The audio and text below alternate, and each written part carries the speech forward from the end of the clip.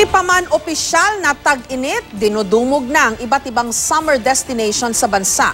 Katulad ng Bagasbas Beach ng Camarines Norte at Anuplig Falls ng Ilocos Norte. Silipin yan sa report ni Susan Enriquez.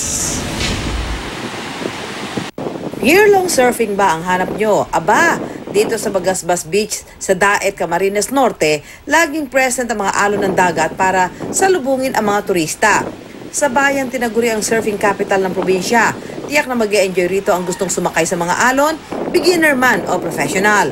Nakaka-relax din pagmasdan ang malinis na tubig at maglakad-lakad sa pinong buhangin sa baybayin. It's a great surfing spot, very natural, it's clean, very refreshing.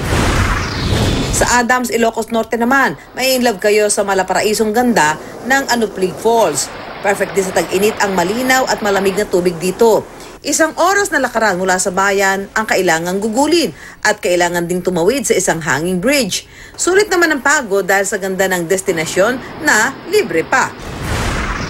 Kamangha-manghang Sea of Clouds naman ang dinarayo ng mga nagha-hiking sa Mount Apo sa Cotabato. Sa kuha ni Yus Cooper Ina Bunag, makikita ang pambihirang Sea of Clouds mula sa tuktok ng pinakamataas na bundok sa Pilipinas.